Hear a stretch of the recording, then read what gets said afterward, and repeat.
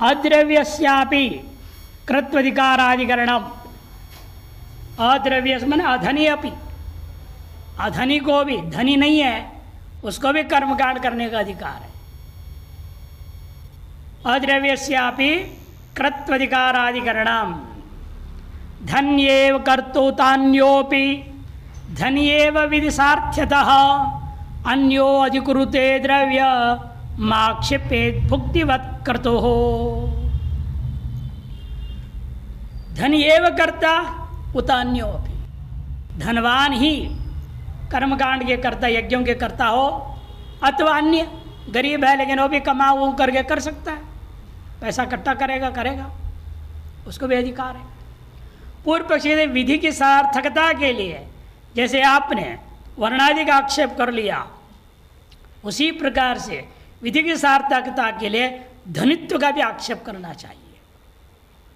सिद्धांत नहीं, अन्यो अधिकृते द्रव्यम आक्षेपित, अन्य को भी अधिकार है। उसके लिए जो तुम धनित्व का आक्षेप कर रहे हो, हम भी कहेंगे वो भी द्रव्य का वहाँ भी आक्षेप कर लो। जिस पास नहीं है वो चाहता है करना, वो क्या करेगा? विशेष मेहनत करो, विशेष कमाई करो, इकट्ठा करो पैसे और कर्म कर लो, मना थोड़ी है उसके लिए। यथा भुक्तिवत, जैसे आदमी को भूख लग जाए, जहाँ तहाँ जैसे तैसे तो रोट पेट भरेगा कि नहीं भरेगा? वो कहीं भिक्षा ही मांग लेगा या नक्षत्र चला जाए, गुरुद्वारा चला जाएगा, कहीं जाकर पेट भरी लेगा वो। उसी प्रकार से जिसको कर्म करना है वो किसी भी प्रकार से मांग के ही सही धन इकट्ठा कर लेगा और काम करेगा, अपना कर्म करेगा। अतएव उसको भी, अधनी को भी अधिकार है, सिद्ध हुआ। यथा विद्याधिकार हेतु, यथा विद्या अधिकार के हेतु है कि विद्वान ही विद्वान न्यजते। हाँ, स्वगीता में भी आया था, जब वेदादि को शास्त्रों में जानने वाला है वही याग करेगा। तो विद्या अधिकार का हेतु है, और विद्या का अधिकार किसको है?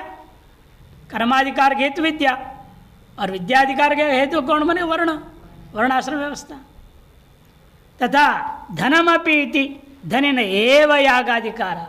यथा विद्या अधिकार के प्रति कारण है, वैसे धन भी कर्माधिकार के प्रति कारण है। इसलिए धनी ही कर्म में, याग में अधिकृत होता है।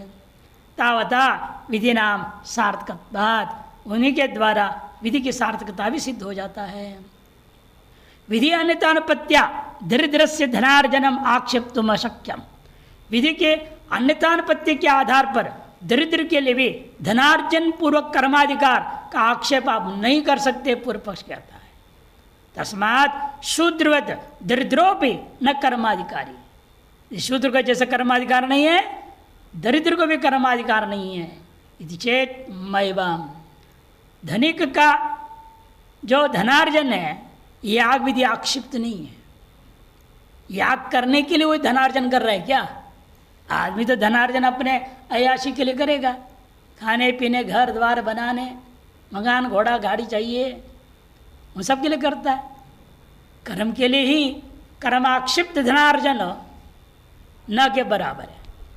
किसी जानवर रहा भी होगा, ये सामान्यता नहीं है।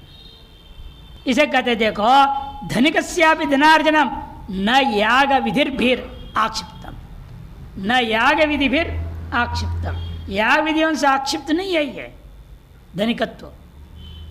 भोजनादिभिर धन कार्य रेव तस्य आक्षिप्तत्वात्। कि भोजन आदि क्या है? धन का कार्य। भोजन में कैसे होगा? उसको कहाँ से मिलेगा? आपको भी दाल चावल सब्जी खरीदना पड़ता है कि नहीं खरीदना पड़ता है? धन का कार्य है ना। इसे भोजनादि से भी धन आक्षिप्त हो सकता है, याग से धन आक्षिप्त होना कोई जरूरी है? इसे पूर्व पक्ष तर्क काट दिया। याग के द्वारा, याग विधि के द्वारा आक्षिप्त धन है, यह कहना ठीक नहीं है। क्योंकि भोजनादि भी अभी धन कार्य रेव, वो भी धन कार्य है, उनके द्वारा भी आक्षेप हो सकता है। अतएव विद्या या अध्ययन विधि रिव धनार्जन को भी विधि रस्ती। विद्या के लिए जैसे अध्ययन विधि है, वैसे धनार्जन के लिए कोई विधि नहीं है। याजनादि विधय उपायन नियमार्थ इति ही उक्तम। और याग की विधियां जो है उपाय संबंधी नियम करने के लिए होता है, ये पहले निर्णय कर चुके हैं, क्योंकि उपाय हमें मालूम नहीं है। और जो भी कुछ ऐसे भी कार्य जहाँ लौकिक उपाय संभव है वहाँ पर विकल्प अनेक है, तो नियमन कर दे इसी उपाय से करोगे तो अपूर्व पैदा होगा, नहीं तो नहीं होगा। जैसे आया व्रीहि नवहन्यात, आवानन से ही व्रीहि का छिलका उतारना है, न कि मशीन में डाला छिलका अलग हो गया, चावल अलग हो गया। छिलका तो अलग अनेक प्रकार से कर सकते हैं, तब वह विधि आया नियमन करने के लिए। इसी विधियां अधिकतर नियम करने के लिए होते हैं, यह पूर्व में कहा जा चुका है। तस्मात् भोजनादिवत क्रतोरपि धन कार्यत्वेन, भोजनादि के समान क्रतु भी धन का कार्य होने से धनार्जन अपेक्षत्वात्, धनार्जन की अपेक्षा होने से दरिद्रोपि धनार्जन कृत्वा क्रतौ अधिकारी थी, दरिद्र भी येन केन प्रकारेण धनार्जन करके वह भी क्रतु का अधिकारी हो सकता है, इसमें कोई दोष नहीं है। अब आता है मान लो कोई रोगी है, उसको अधिकार है या नहीं कर्म में। अंगहीना नाम अपनी कृत्वाधिकाराधिकरणम, अंगहीन में अंग विकल नहीं लेना, जैसे अंग विकल पहले ले चुके हैं, अंधा बहरा लंगड़ा लूला सब ले चुके हैं, वो अधिकरण अलग जा चुका है। यह अंगहीन का तरह अंग रोगग्रस्त हो गया। अब रोगग्रस्त होने के कारण से क्या कर्म ना करें, आंख ठीक से नहीं दिख रहा है, अरे चश्मा पहन कर कर्म कांड करो, क्या आपत्ति है? चश्मा पहन के कर्म कांड कर सकते कि नहीं कर सकते? कर्मकांड में चश्मा पहनना दोष है क्या, पाप है? कान सुनाई नहीं दे रहा है ठीक से, मशीन लगा के, और पंडित क्या बोल रहा है सुन करके कर्मकांड कर सकता है ना।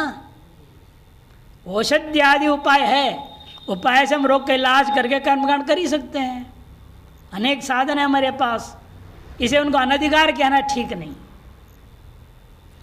अंगहीनो न कुरुते कर्ता व नाक्षमत्वतः समाधाय अंगवैकल्यम करोति द्रविहीनवत्। अंगहीनो न कुरुते कर्ता व, अंगहीन मन अंग में रोगादिग्रस्त हो जाए, वह कर्मकांड नहीं करता, नहीं करना चाहिए, कर्माधिकार नहीं है, यह कर्म का वो करता है। पूर्व पक्ष है अक्षमत्वतः न, क्षमता नहीं रह गई इंद्रियों में, इसलिए उसको अधिकार नहीं है। तो सिद्धांत है नहीं, समाधाय अंग वैकल्यम, जिस अंग में जो कमी है उसको समाधान कर लेगा औषधि आदियों से करके, द्रव्यहीन के समान। जिसे दरिद्र को कर्माधिकार हमने बताया, द्रव्यहीन है, इन्हों कमाएगा, इकट्ठा करेगा पैसा, उसे कर्म कर सकता है। उसे ये भी दवाई आदि करके अपना रोग को या अनेक विकल्प जो बने हुए आधुनिक उनके इस्तेमाल करता हुआ भी कर्माधिकारी हो सकता है। समाधाय अंगवैकल्यम, द्रव्यहीन के समान करोति, कर्म का अधिकारी हो जाता है।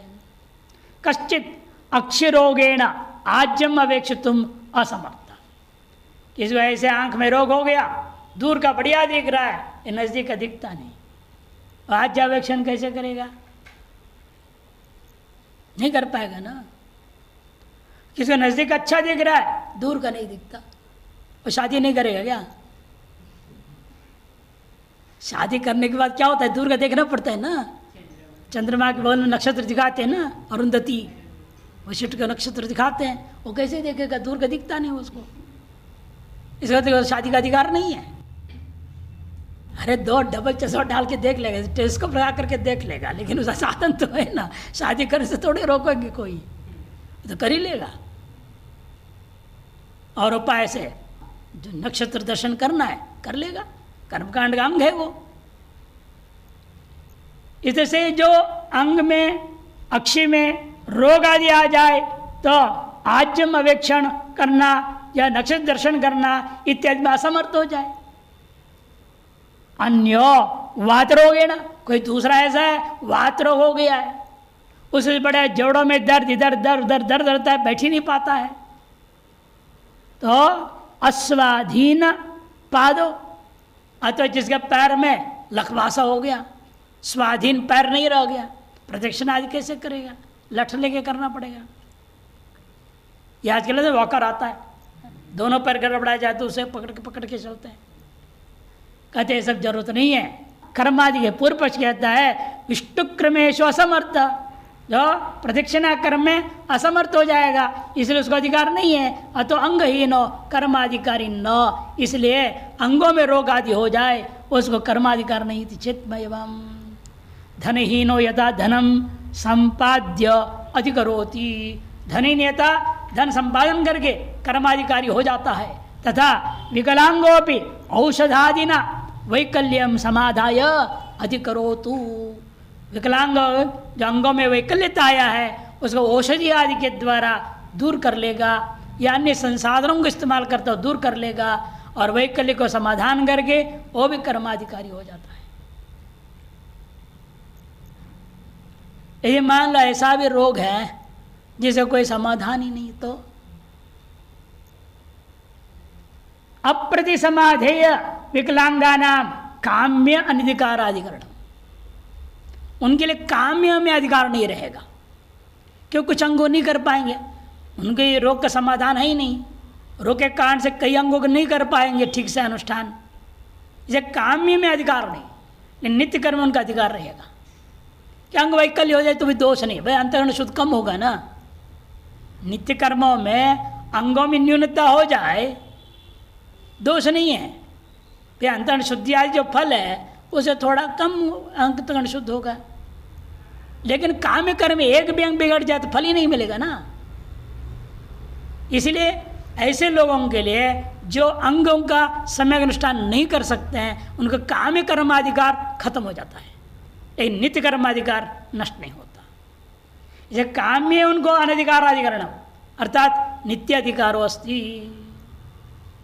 असमाधेय वैकल्ये कथं कामेष्वेक गर्दृता नित्येषु त्वाहिताग्निश्चेद यथाशक्ति करोति ही। असमाधेय वैकल्य हो तो कथम,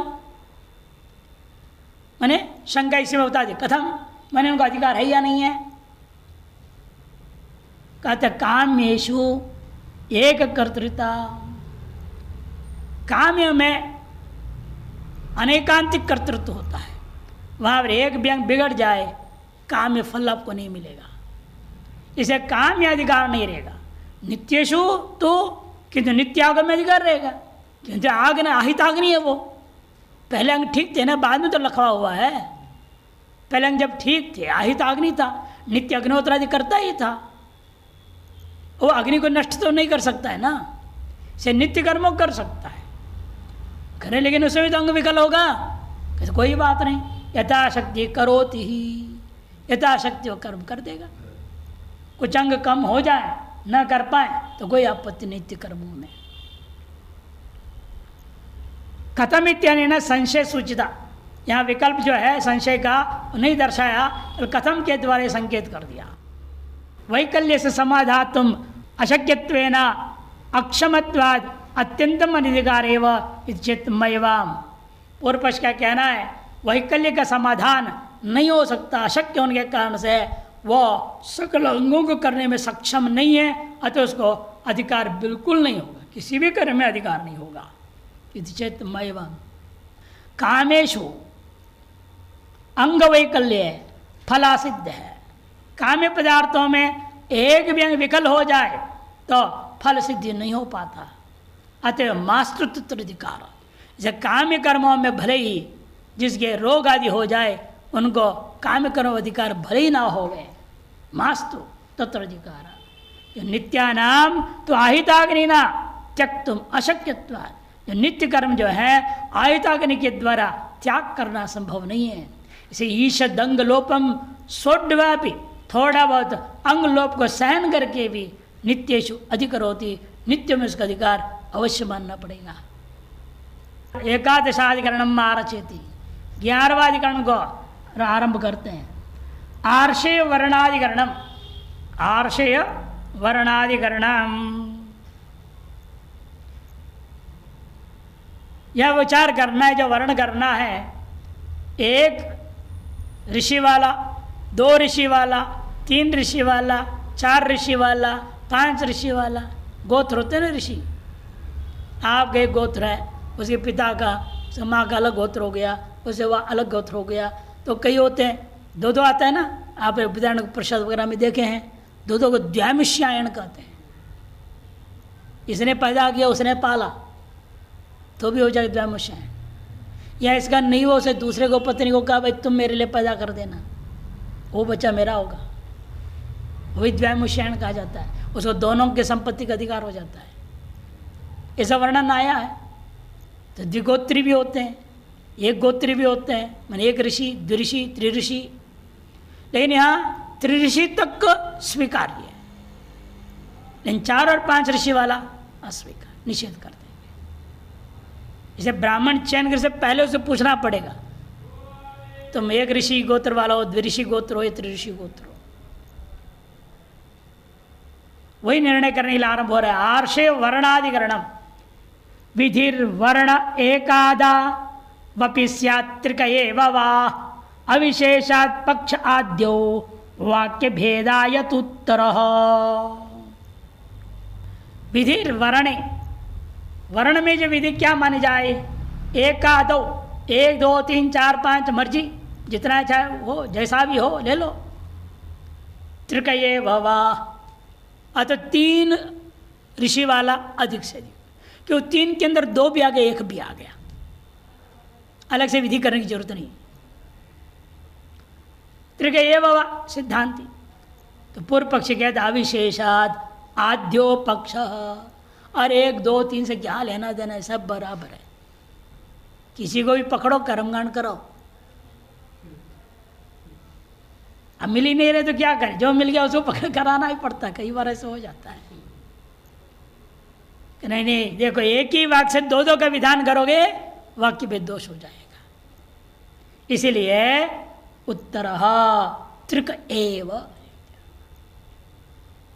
10 प्रणमास्योर आर्षेम वृणीत इति विधाय इदम आमनातम।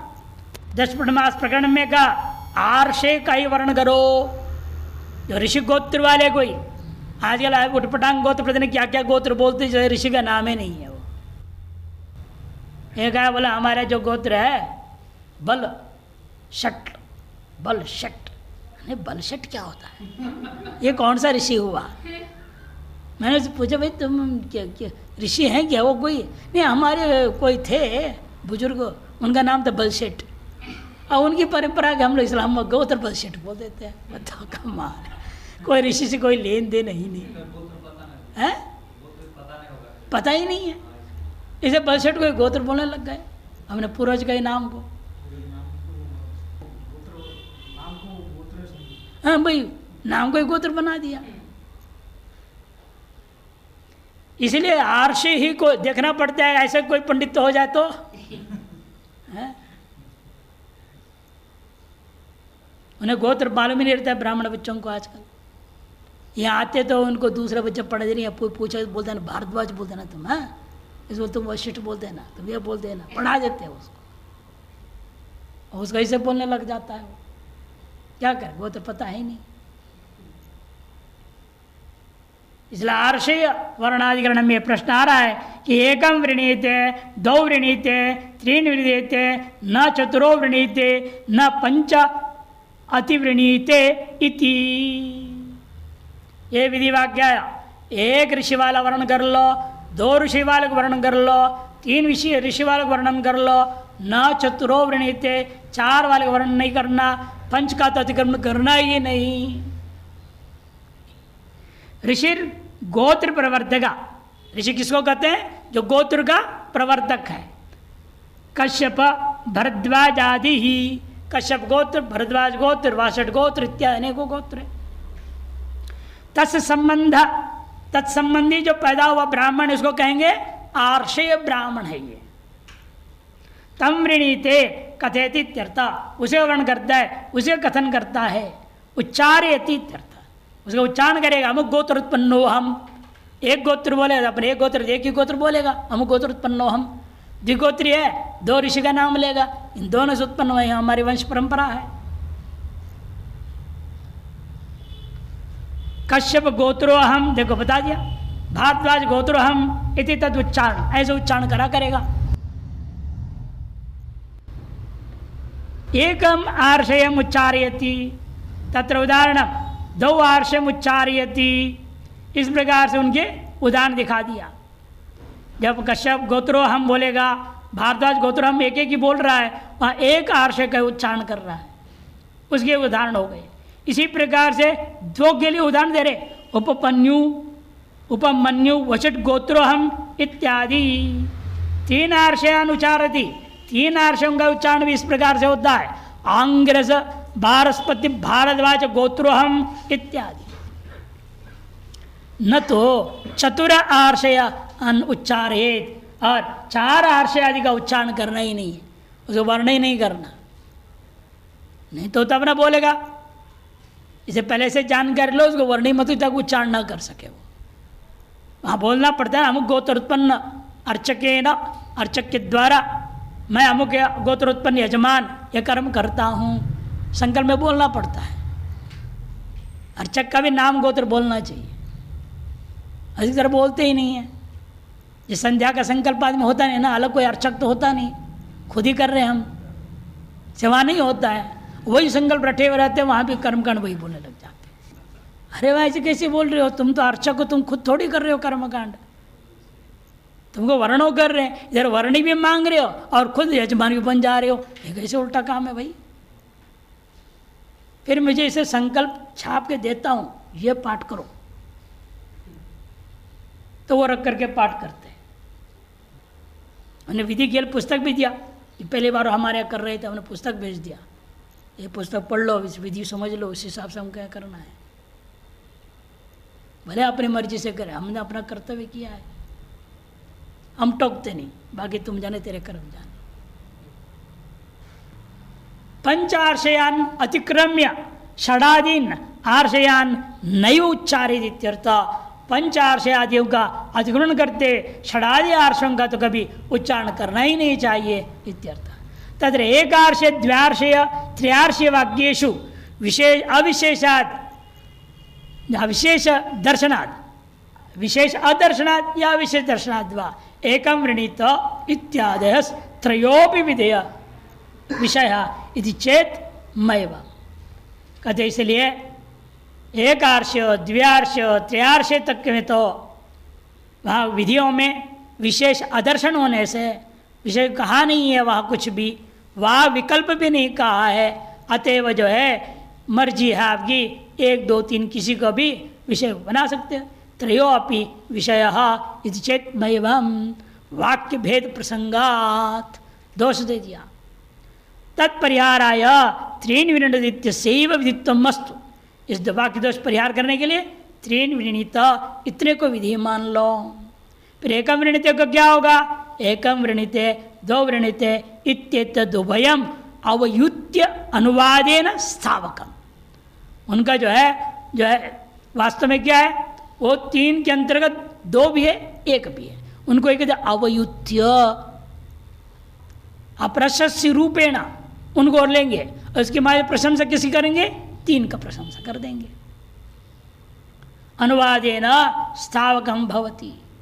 एक वर्ण द्विवर्णे अप्रशस्ते, स्वयं बोल रहे हैं, एक वर्ण द्विवर्ण क्या है, अप्रशस्ते अपि यदा कर्तव्ये तदा किमु वक्तव्यम, त्रिवर्णस्य प्रशस्त से कर्तव्यत्तम किमु वक्तव्यमिति स्तुति। जब एक वर्ण से भी काम हो सकता है, द्विवर्ण वाले से भी काम चल सकता है, जब वे अप्रशस्त द्वारा भी कर्मकांड हो सकती है, फिर तो कहना ही क्या, त्रिवर्ण वाला तो अत्यंत प्रशस्त है, उस विषय में तो कहने की आवश्यकता ही नहीं है, स्तुति परख लेना। चतुर्निषेध पंचातिक्रम निषेधाभ्याम अपि तृत्वम एव स्तुते।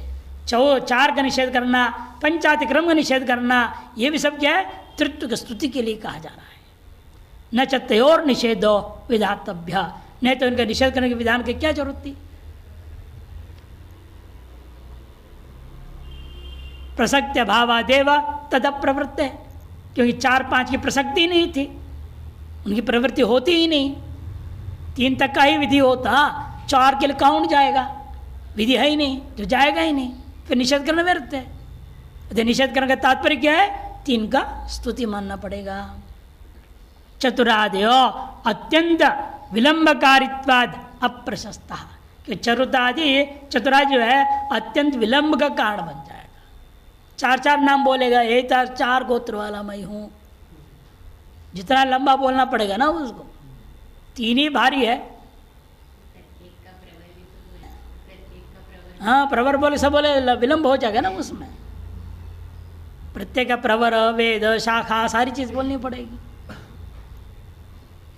तृतीय तो न तथा इति प्रशस्तम, अतृप्त में ऐसी समस्या नहीं है, इसलिए प्रशस्त माना जाएगा। तस्मात् कर्मणि अधिकुर्वन् यजमान स्त्रीन एव उच्चारेति थी। इसे कर्म में अधिकार करते हुए यजमान भी यदि अपना भी बोलेगा तो तीन ही अधिक से अधिक बोलना चाहिए, ना न्यूनम नाप्यधिकम। इसे तात्पर्यार्थ, न्यून भी नहीं अधिक भी नहीं करना उचित होता है, ये तात्पर्य है। रथकार अधिकरणम, उसके बाद आता है रथकार। नीच जाति है, क्या उसको भी कर्माधिकार है या नहीं है? रथकार को क्योंकि संग वर्ण शूद्र से भी घटिया है ना, वर्ण संकर क्या है, शूद्र से भी नीचे है, वर्ण संकर माना गया। और संकर संकर है तो और खराब, म्लेच्छ के बराबर हो जाएगा संकर संकर। पहले वर्ण संकर से पैदा हुआ, मतलब ब्राह्मण और शूद्रा, ब्राह्मण ने शूद्रा में पैदा किया, फिर क्षत्रिय ने ब्राह्मणी में पैदा कर दिया, दो को दो नाम दे दिया है, वो दोनों ने आपस में शादी कर ली। संकर संकर है, सांकर ही थे दोनों ही सांकर ही है, दोनों सांकरों की आपसे शादी हो गई तो संकर संकर पैदा हो जाएगा। वैसे है ये, संकर संकर ही हो जाएगा। दूसरा वर्ण संकर से शादी करें तो नहीं, तो नहीं संकर संकर, केवल वो वर्ण संकर हो गए, इन बाद में फिर वो सुधर गए, अपने पिता के ही वर्ण जो है उसी ब्राह्मण वर्ण की शादी कर लेंगे, अधिकार है। ऐसे होता था पहले। सुधरने का अवसर तो दिया गया ना शास्त्रों में, बिगड़ने का अवसर नहीं है। लेकिन बिगड़ रहे हैं तो बिगड़ो, क्या करेगा। देखिए रथकाराधिकरणम विप्रातिरेव रथकृत अन्योवाद्यस्तु योगतः रूढ़ेर वर्णांतरं तस्या धाने वर्षर्तुरुच्यते। विप्रातिरेव रथकृत अन्यो वा, आधान में श्रुत है वर्षासु रथकार आदधीत। या विचार कर रहे हैं तो रथं करोति इति व्युत्पत्ति से लेंगे हम, रथं करोति इति रथकार, विप्रादि भी हो सकता है ना भाई, रथ बनाने का काम में लगे हुए हैं, व्यापार में लग गए, रथ बना के बेचेंगे रथ को। ब्राह्मण भी हो सकता है रथ बनाने वाला, क्षत्रिय भी हो सकता है, वैश्य भी हो सकता है। पूर्व पक्षी कहता है रथकृत, ये जो शब्द है उसके यौगिक अर्थ लूंगा तो विप्रादि भी हो सकते हैं, उन्हीं को लिया जाए। अन्यो वा, अथवा स्मृति में वर्णन किया गया सांकर, सांकर को लिया जाए। पूर्व पक्षी कहते आद्योस्तु योगतः, आद्य उचित यौगिक अर्थ ले लो। रथं करोति इति रथकार, कुंभम करोति इति कुंभकार, जैसे तब सिद्धांत देते नहीं, रूढ़ेर, योग की अपेक्षा रूढ़िर, योगाद रूढ़िर बलियसी, यौगिक शब्दों की अपेक्षा से रूढ़ि क्या है, बलवान माना गया है। अतएव वर्णांतरम, ये अलग ही कोटि में लेना पड़ेगा। ब्राह्मण आदि इस वर्ण से भिन्न वर्ण, वर्णांतर वर्णात् भिन्नम इत्यर्थ। तस्य, लेकिन उसको कर्माधिकार है।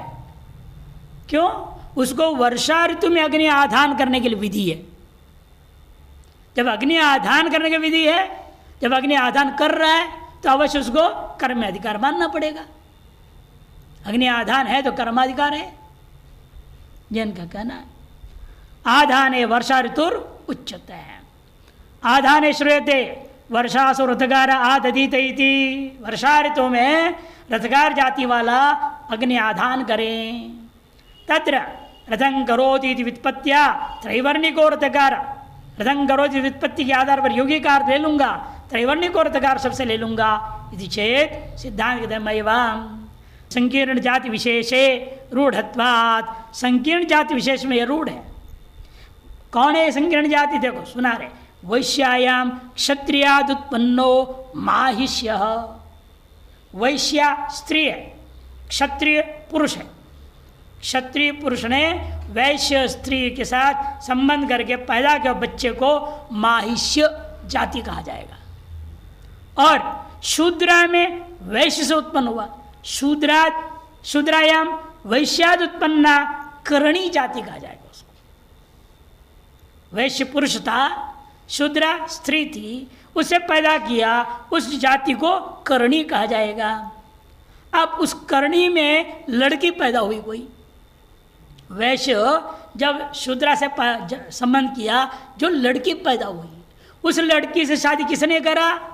ये जो वैश्य ने, वैश्या में जो क्षत्रिय ने पैदा किया था माहिष्य लड़का था, ये लड़का उस लड़की से शादी कर दिया। मैंने माहिष्य लड़का, करणी लड़की से शादी की। तस्यां करण्याम माहिष्याद उत्पन्नो रथकार, उसको रथकार जाति कहा जाता है। संकर संकर हो गया ना, पहले वर्ण संकर हुआ तो संकर का भी फिर आपस में मिलकर गया और संकर ही बढ़ गया, संकर संकर कहते हैं। तथा च याज्ञवल्का, ये बात हम नहीं कह रहे, याज्ञवल्क महर्षि का स्मृति पढ़िए, याज्ञवल्क स्मृति में वर्णन किया गया है। नहीं, उपनिषद मंत्र में नहीं है, मंत्र में नीचे भाष्यकार नहीं गए, टिप्पण में दे देते हैं। दिए तो वही दिए ना, याज्ञ स्मृति देंगे, मनुस्मृति देंगे, वही से तो देंगे। माहिष्येण करण्यान्तो रथकार प्रजायते, माहिष्य के द्वारा करणी में जो पैदा हो गया उसको रथकार कहा जाता है। इति तस्य च रथकार से आधान कालो वर्षा ऋतु, उस रथकार का आधान काल वर्षा ऋतु है, अतएव उसको कर्म में अधिकार सिद्ध हो गया। नहीं तो कर्माधिकार न होता, उसका आधान का विधि नहीं होता। त्रयोदशाधिकरण मारचिति, प्रथम पाद का अंतिम अधिकरण है, बहुत महत्वपूर्ण अधिकरण है, बहुत आता है वेदांत आदियों में। निषाद स्थपत्य अधिकरणम, व्याकरण में बहुत चर्चा होती है, कर्मधारय समास सर्वश्रेष्ठ माना गया इसी आधार पर है। निषाद स्थपत्य अधिकरणम। द्विज स्थपतिरन्यो वा द्विज षष्ठी समासतः कर्मधार्य मुख्यत्वात् निषादो रौद्रयागकृत। स्थपति शब्द है, निषाद स्थपति, स्थपति का अर्थ क्या लूंगा? निषादानाम स्थपति, निषादों का राजा, षष्ठीत्व समास करो बोलता है पूर्व पक्षी। निषादों का राजा तो ब्राह्मण भी हो सकता है, निषादों का राजा क्षत्रिय भी हो सकता है, निषादों का राजा वैश्य भी हो सकता है। यौगिक अर्थ लेंगे, त्रैवर्णिक पकड़ में आएंगे इस याग का अधिकारी। अन्यो वा, अथवा निषाद नामक नीच जाति को लिया जाए, उसको भी याग विशेष अधिकार है। द्विजा स्थपतिर, स्थपति बने राजा, निषादानाम स्थपति स्थपति, ऐसे समास मान करके पूर्व पक्ष कहता है स्थपति से द्विजों को लेना चाहिए। सिद्धांत है नहीं, या कर्मधारय समास है। अन्यो वा द्विजा षष्ठी समासतः, सिद्धांति कर्मधार्य मुख्यत्वात्, कर्मधारय समास मुख्य समास है, क्यों लक्षणा नहीं होती है। अव्ययभाव समास में भी लक्षणा है, पूर्व पदार्थ पद में समार्थ में लक्षणा होता है, पूर्व पदार्थ लक्षणा।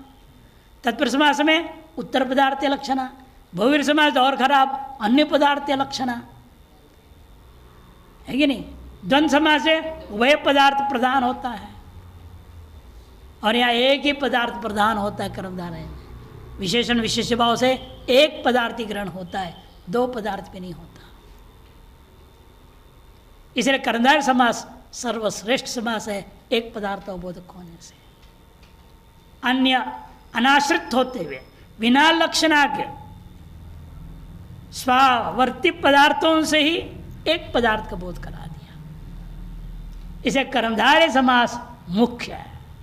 अतः निषादो रौद्रयाकृत, निषाद जाति वाला जो राजा बना है, और आजकल तो कोई भी जाति वाला राजा बन ही सकता है, कोई दिक्कत ही नहीं है, कि डेमोक्रेसी है, प्रजातंत्र है। प्रजातंत्र में तो कोई भी राजा बन सकता है, कोई प्रधानमंत्री बन सकता है। स्थपति बन ही गया, राजा हो गया है। और उसको कर्माधिकार हो जाएगा। वो भी एक याग विशेष, सर्वकर्म नहीं अश्वमेध याग करने लग जाए, कुछ और करने लग जाए, वो नहीं कर सकता। देखो देख रहे, वास्तुमयम रौद्रम चरुम निरूपेत इति प्रकृत्य श्रूयते। वास्तुमयम रौद्रम चरुम निरूपेत, वास्तुमय रुद्र देवता को उद्देश्य करके चरुमय याग का निर्वाह करनी चाहिए। यह प्रकृत करके सुनने को मिला। ये तया निषादस्तपतिम याजयेत का, ये तया निषादस्तपतिम याजयेत, मैंने ब्राह्मण खुद नहीं करे, ब्राह्मण कराएगा। किससे? निषादस्तपतिम। वास्तु शब्द किंचित प्रकृति द्रव्य विशेषम माह, वास्तु शब्द यहाँ कोई प्रकृति द्रव्य विशेष को कथन करता है। एतस्याम इष्टौ अधिकारी निषाद स्थपतिर शब्द वाच्यस्यैव त्रैवर्णिका, शब्दवाच्य त्रैवर्णिका, निषाद स्थपति शब्दवाच्य त्रैवर्णिक लेनी चाहिए। इस इष्टि के अधिकारी निषाद शब्द के द्वारा बोधित तो त्रैवर्णिक लो। क्यों?